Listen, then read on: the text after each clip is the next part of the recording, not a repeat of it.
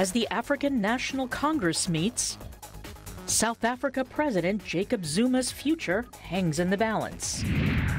The United States Senate prepares to tackle immigration reform. And a different way to go green, Taiwan's cutting-edge industrial chic design trend. Africa 54 starts right now. Good evening and welcome. I'm Vincent McCory. This is Africa 54. We'll have those stories in a moment. But first, the Deputy Chief Executive of Oxfam has resigned on Monday. The British charity says Penny Lawrence has quit, taking responsibility for how the organization, quote, failed to act, end quote, in response to concerns raised internally about sexual misconduct by some members of staff. Now, the British government has warned Sunday charities and humanitarian relief organizations that it would withdraw public funding if they fail to establish effective internal reviews to prevent and investigate sexual predatory behavior and abuse by their aid workers. Another warning was triggered by disclosures that Oxfam failed to reveal its dismissal in 2011 of senior aid workers who paid local prostitutes, some likely underage, for sex parties in Haiti in the wake of a devastating earthquake that killed more than 200,000 people and left 1.5 million people homeless. Britain's International Development Secretary harshly criticized the organization. I think it's shocking, and it doesn't matter how good the safeguarding practices are in an organisation. If that organisation does not have the moral leadership to do the right thing, and where, in particular, they have evidence of criminal activity, to pass that information to the relevant authorities, including prosecuting authorities, that's an absolute absence of leadership. Well, Oxfam failed to provide full details to Britain's Charity Commission, a regulatory body, about the probe and what the charity's critics called an exercise of power over vulnerable people. And it didn't inform Haiti's government, a disclosure that has prompted the Haitian ambassador in London to demand a formal public apology from the aid agency. Haiti's ambassador to Britain also reacted angrily. It is clear it's a cover-up case. The fact that those folks were allowed to leave the country without any punishment, without even informing relevant Haitian authorities about that, it was a cover-up. And now, the fact that they did such a crime, or there was such a cover-up, now we are wondering how many of those cases are still happening in Haiti. Now, 4 men were fired and 3 were allowed to resign, including Oxfam's country director for Haiti. But they were also given references by Oxfam, enabling them to join other aid agencies despite allegations. Oxfam's chief executive, Mark Goldering, says the charity is ashamed but denies it sought to cover up that scandal. Oxfam received $45 million from the British government in 2017 and received more than $200 million in donations from the British public. Now, the fate of South Africa's President Jacob Zuma hangs in the balance. The leadership of South Africa's ruling party went into a special meeting on Monday to decide on Zuma, who is mired in corruption allegations. As the executive of the African National Congress met in a hotel outside Pretoria, the stage seemed set for a decisive showdown between the 75-year-old leader's allies and those members backing a swift transfer of power to Deputy President Cyril Ramaphosa. Speaking on Sunday, Ramaphosa, 65, who says he has held direct talks with Zuma over transfer of power, says the meeting of the party's executive committee is aimed at on Monday to finalize the situation. Now, South Africa's military says it has opened an investigation into reports that members of its 1,000-strong UN-mandated peacekeeping contingent in Eastern Democratic Republic of Congo assaulted and tortured locals. A military statement says corrective actions will follow if the reports, which it understood had come from Congolese citizens, were found to be true.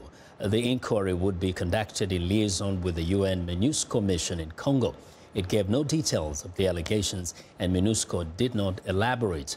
Under bilateral agreements with host countries, UN soldiers found to have committed crimes while serving in peacekeeping missions are judged and punished in their home jurisdictions. Now, the Law Society of Kenya is planning to boycott court sessions in the coming days to protest a move by government officials to disregard court orders. The protest was to begin on Monday but was postponed. For now, the lawyers will be wearing yellow ribbons as a symbol of protest. Following the symbolic swearing-in of opposition leader Raila Odinga as president of the people, the government shut down major television stations and refused to let them back on air for days, even after a court order demanded that their transmission be restored. The censorship prompted criticism from the United States, Britain, and the United Nations. Kenyan authorities deported Miguna Miguna, a lawyer who had been arrested for attending the mock inauguration, prompting a rare rebuke from the Chief Justice, who accused the government of defying court orders. Now, the High Court had ordered police to bring Miguna to a court in Nairobi. However, the government said it had deported him as a prohibited immigrant. Mr. Miguna now joins me by phone from Toronto, Canada. Good afternoon, Mr. Miguna. Good afternoon. Now, first, you say that although you were kicked out of the country, you're determined to go back. Are you confident you'll be able to make it back in? Yes, because you can't deport a Kenyan citizen by birth. I didn't lose my citizenship and couldn't have lost my citizenship because the law is clear and was as clear as daylight then as it is clear today. The deportation process is a process, a judicial process, which terminates when a competent court makes a decision. And in this case, as you're aware, I was bundled out of Kenya without notice, without the benefit of counsel, without the judicial process making a determination. So it was a blatant violation of my rights, the Constitution, the rule of law, and in flagrant breach of 7 court orders. Yeah. Now, Mr. Miguna, you know, you and other lawyers have said that the government of Kenya is violating the law and is disregarding the court system. Tell me, Mr. Miguna, until very recently, you were actually in support of this government. You endorsed Mr. Uhuru Kenyatta. What changed? When did things change in Kenya? That is completely incorrect. Mm-hmm. I did not until recently endorse Uhuru Kenyatta. You see, a lot of people make a lot of mistakes by not understanding the facts. The fact is that I ran for elections on August 8, 2017 as an independent candidate. I had the choice of joining Jubilee. I did not join Uhuru Kenyatta's Jubilee. I did not support Jubilee in the last election. And I did not support NASA in the last election. But I believed and still believe in electoral justice. I believe in justice, as it were, now, and believe that elections should be credible before people are declared to have been elected. Uhuru Kenyatta was not elected credibly. Now, what will you tell those people who say that a few years ago you actually considered Raila Odinga a bad leader, a person who shouldn't actually become president of Kenya? And now you're with him. I considered Uhuru Kenyatta a worse leader then than Raila Odinga.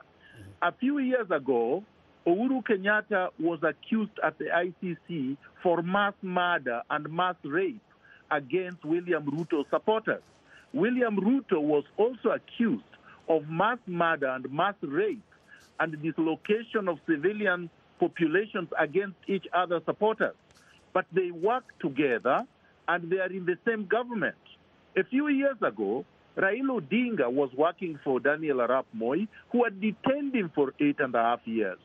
and later on he fell out with Daniel Arap Moi and worked with Kibaki, and later on fell out with Kibaki. Miguna is no different from any other individual in the world. Now, very quickly, do you fear that the government of Kenya might actually suspend the law in Kenya and go back to the dark days of KANU? It does not matter. They have already done so by their action. But the ultimate power of determining the future of a country is through the people, the majority of the people. The majority of Kenyans have rejected these usurpers of power. They have lost the support of more than 70% of Kenyans who stand with me in solidarity in fighting against this dictatorial, draconian, illegitimate government. Well, this is definitely a conversation we'll continue with. I want to thank you very much, Mr. Miguna, for joining us today. Thank you very much. You're welcome. Miguna is a lawyer and a member of the Kenyan Opposition Coalition, NASA. West Africa now, former Liberian President Ellen Johnson Sirleaf, a Nobel Peace Prize winner and Africa's first elected female head of state, has won the Mo Ibrahim Award, an honor created to improve the quality of Africa's political leaders. Sirleaf, who turned over leadership of the West African state last month to former football star George Weah, is only the fifth person to win the 10-year-old award. In fact, the prize, founded by Sudanese telecoms tycoon Mo Ibrahim, has not been awarded on several occasions because there wasn't anyone deemed worthy enough to be a suitable candidate. The Mo Ibrahim Foundation praised Johnson Sirleaf for her exceptional and transformative leadership in helping steer Liberia's recovery from many years of civil war. The $5 million prize is paid out over 10 years with another $200,000 annually throughout the winner's lifetime. Now, there are growing fears that Britain could be headed for a so-called cliff edge exit from the European Union as big differences remain between Brussels and London over the shape of any future deal. It comes as Japan warns its businesses may pull out of Britain if they face higher costs after a so-called Brexit. Leaked government analysis suggests that economic growth in Britain will decline by up to 8% after it leaves the bloc. Henry Ridgewell has more from London. Japan has invested billions of dollars in Britain, lured by the promise of a tariff-free gateway to Europe. Car makers Nissan, Honda and Toyota produce almost half of Britain's cars. Pharmaceutical firms, tech companies and banks employ thousands of people. These companies fear Brexit could mean tariffs and customs delays. Prime Minister Theresa May invited them to a meeting Thursday to reassure investors Britain will remain business-friendly. It does present the opportunity to strike free trade deals around the world and build on our already very strong relationship that we have with Japan. But Japan's ambassador to Britain offered an unusually blunt warning. If there is no profitability of continuing operation in UK, not Japanese only, no private company can continue operation. So it's as simple as that. And this is all high stakes that I think all of us need to keep in mind. It's on the minds, too, of Britain's competitors, notably France, whose foreign minister visited Tokyo this week. It's our choice and our move to tell the Japanese companies that, yes, the UK as part of the EU is over, but here is what we can offer you. Britain is yet to table its offer to Brussels on what it wants from a future deal amid deep divisions within government. Brussels' chief negotiator expressed frustration Friday. Once again, ladies and gentlemen, it is important to tell the truth. A UK decision to leave the single market and to leave the customs union would make border checks unavoidable. That would mean a physical border between Northern Ireland and the Republic of Ireland, which many fear could reignite sectarian violence. We have to work out how to translate the political fudge on the Northern Irish border that was agreed at the end of December into hard legal language. And at the moment, no one really has any idea how to do that. Britain and Europe have yet to agree to the terms of a proposed transition period, adds Jonathan Portes. Which is likely going to mean that the UK accepts that the EU makes all the rules and we continue to pay, but we get no say. That's going to be quite a difficult pill to swallow. As the one-year Brexit countdown approaches, pressure is growing from Britain's global and European partners for clarity over what future it wants after the EU. Henry Ridgewell for VOA News, London. Well, I want to know what you think about Africa 54 and the stories we cover. Join the conversation on Facebook. The address is Africa 54. We're also streaming our show live on Facebook, so check us out and share our show with your friends. Find me on Twitter at VOA Vince McCory. Now, coming up, the U.S. Senate prepares to take on immigration reform. Stay with us.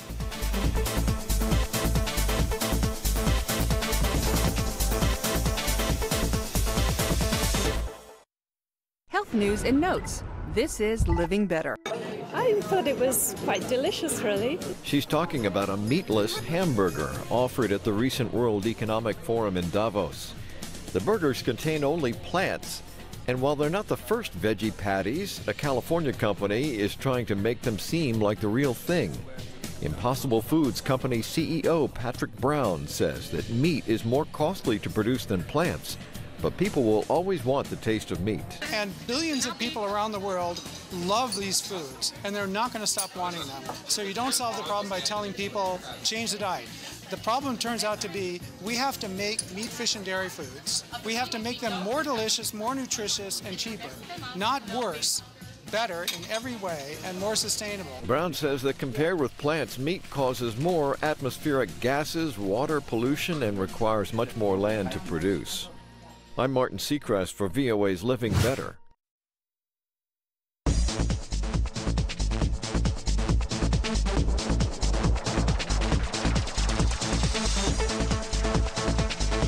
Well, the U.S. Senate begins debate this week on immigration reform. VOA's Michael Bowman reports of immediate concern the hundreds of thousands of young and documented immigrants soon to be at risk of deportation. But some lawmakers also want to reshape and restrict legal immigration, which could have a major impact on those aspiring to come to America from around the world. The yeas are 71, the nays are 28. After passing a two-year federal budget last week, the Senate is rife with anticipation about the next order of business, immigration. It's going to happen right here. Stay tuned on C-SPAN. Next week could be historic. We love the dreamers. President Donald Trump set the stage for the debate last year when he terminated Deferred Action for Childhood Arrivals, or DACA, a program that granted temporary legal status to immigrants brought illegally to America as children. Trump gave Congress until March 5th to address their plight. At that point, 1,000 young people each day, on average, will lose their protection from deportation and their legal right to work in America. Lawmakers of both parties say young immigrants deserve a chance at the American dream. I see this as an opportunity for these individuals that have literally grown up in our country to be able to be full participants in our country. But the president wants more than a DACA fix. We need the wall. We're going to get the wall. We've identified 3 priorities for creating a safe, modern, and lawful immigration system: securing the border, ending chain migration, and canceling the terrible visa lottery. Aside from building a wall along the U.S.-Mexico border, Trump wants to lower the number of immigrants America accepts from around the world and prioritize newcomers with advanced work skills. Democrats suggest a smaller deal, legal status for DACA recipients, also known as Dreamers, and beefing up U.S. borders. There's an appetite on both sides and in both chambers to get this done, both helping the Dreamers and border security. Senior Republican lawmakers say Trump deserves credit for the totality of his immigration proposal. But President Trump has done something that President Obama never did. He's offered 1.8 million young adults who are currently DACA recipients and DACA eligible an opportunity to get on a pathway to American citizenship. That's an incredibly generous offer. What, if anything, might the Senate actually pass? While I obviously cannot guarantee any outcome, let alone supermajority support, I can ensure the process is fair to all sides, and that is what I intend to do. McConnell has promised an open debate, meaning there is no time limit and senators may offer an unlimited number of proposals for consideration. Anything the Senate approves must pass in the House of Representatives and get Trump's signature to become law. Michael Bowman, VOA News, Washington. Well, it's time now for a short break. Still to come on Africa 54. Taiwan's boldest designers go back to the basics. We'll be right back.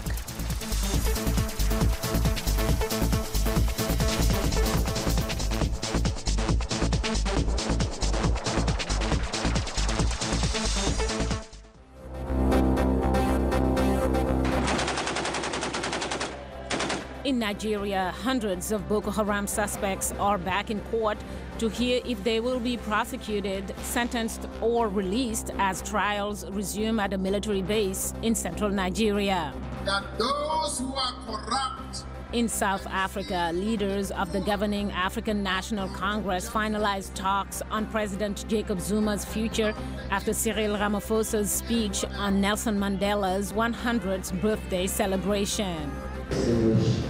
Former Liberian President Ellen Johnson Sirleaf wins the rarely awarded Mo Ibrahim Prize for Achievement in African Leadership, which is the world's biggest individual prize. Finally, the long-lost Africa's Mona Lisa is found decades later in a London apartment.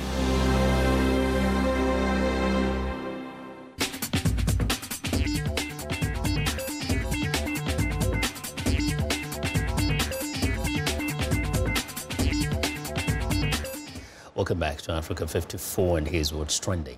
With watches made from cement, furniture fashioned from factory pipes, and accessories created from motorbike leather, Taiwanese designers are winning new fans at home and abroad with their own brand of industrial chic. The style reflects the island's sprawling cities and aims to breathe new life into mundane materials more often found on building sites or in workshops. Jewelry and watchmaker Sean Yu uses concrete for his product, starting out by making rings from the material. If you're looking for home decor, plumber turned interior designer Daniel Sheng uses iron piping to create everything from lights to shelves and sofa frames.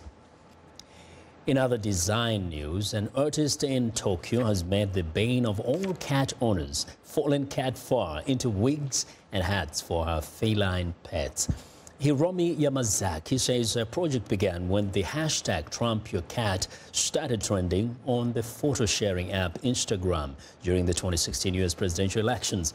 Social media users were sharing photos of their cats wearing wigs made out of fallen fur resembling U.S. President Donald Trump's stuffed hairstyle. Hiromi says was a struggle to master. Now her project has expanded into sushi and animal hats. Each item takes about 30 minutes to complete.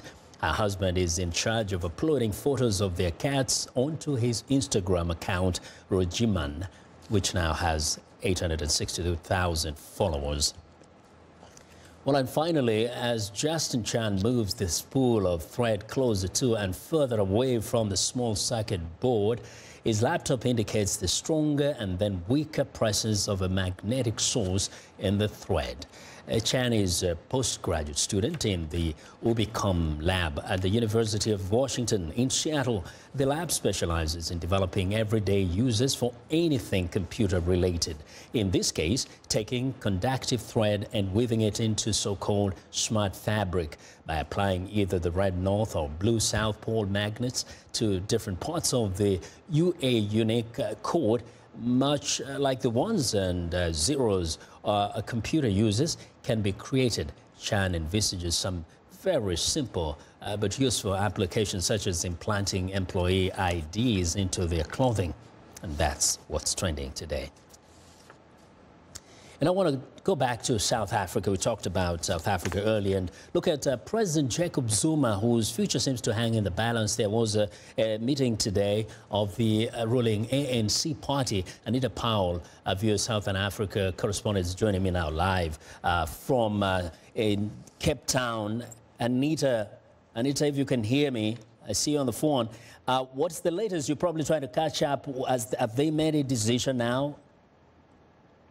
So, Vincent, the reason I'm clutching my phone for dear life is we're awaiting the ANC communications arm, who have told us that they will tell us as and when they're ready to announce a decision. Right now, Jacob Zuma is still the president. Why has it taken this long? That's a great question. What I can tell you is that Cyril Ramaphosa, who's the incoming leader of the ANC, is very sure the party looks united ahead of elections next year. So if you were to silently fire Zuma in a messy and public way, it wouldn't look great for the ANC. So they're hoping to keep the party together and the image stays clean. But the opposition has a totally different take on this, regardless of what decision is made. What are they saying? Right. So the opposition, in a show of unprecedented unity, said today that they don't really care whether Zuma stays or goes, and that he's not the main problem. The ANC, they say, is the problem. So what they're saying now is that even if Zuma resigns immediately, they are going to call for Parliament to be dissolved and for snap elections to be held. Well, the line is a little poor there, but what is the nation or the people around the country saying? If you've listened or watched some television around, what are people hoping for? I know that many South Africans are just like for any updates, for any information, for any news. They are anxious. They've been waiting for a week as the situation has gotten hotter and hotter and hotter. So I think we're all very anxious. Well, we will wait and see. Certainly, Mr. Zuma has some, future that is so uncertain. We'll watch and see. Thank you very much, Anita, for joining us today from Cape Town. Anita Powell, the VOA Southern Africa correspondent, reporting to us live there via Skype. And that's our show for today. Be sure to watch Africa 54 on our website at voaafrica.com. For more news, tune in to VOA's evening radio show, Africa News Tonight, at 1800 UTC, and in the mornings to Daybreak Africa between 0300 and 0600 UTC, Monday through Friday. Thanks a lot for watching. From all of us here in Washington, have a good night.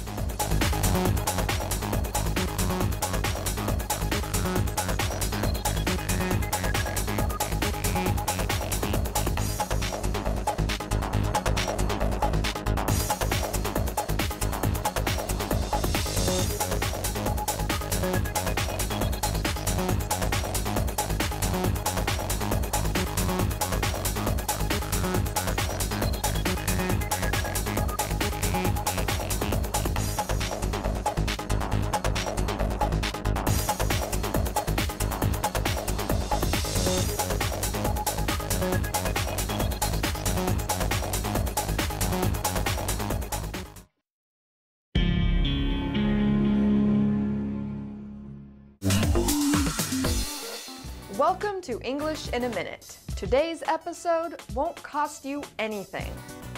Freebie. Let's see what this one is about.